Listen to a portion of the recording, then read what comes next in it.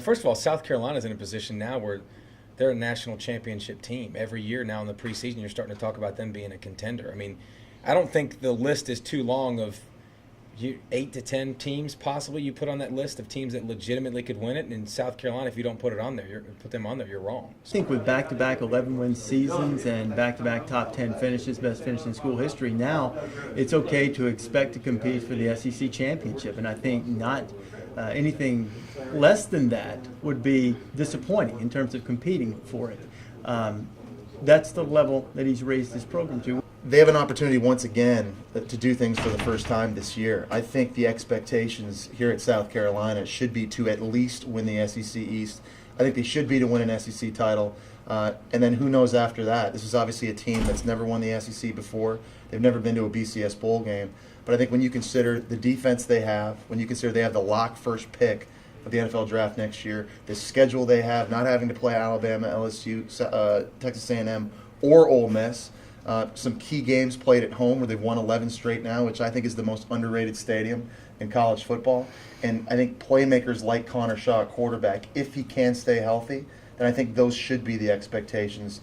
I think it's realistic, I think, for fans here in South Carolina to at least want to win an SEC title and maybe more. For many years, South Carolina was viewed as the loyal, lovable losers.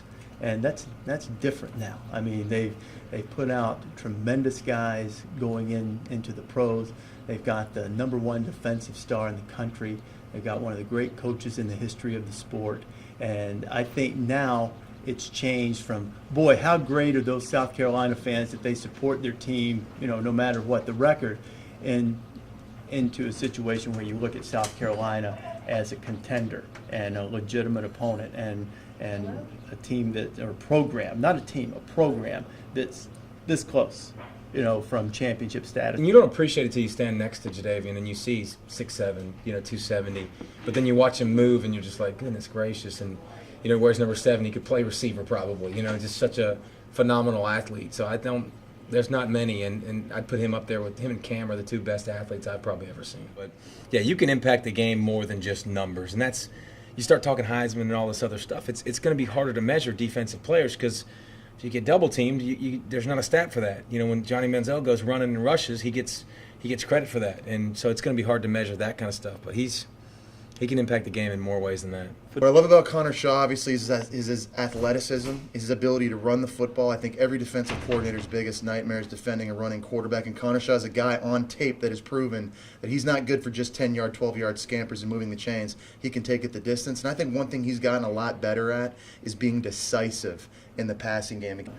On the field itself, there's not only Jadeveon, who everybody's going to be paying attention to, but North Carolina's got a terrific quarterback in Brendan Renner.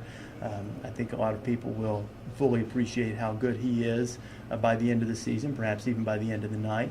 And they've got a tight end that's as good as any in the country, in Eric Ebron. So I think that there are a lot of stars in this game. Oh, stop it already. Oh, Mark May hates my team. Mark May hates all the teams.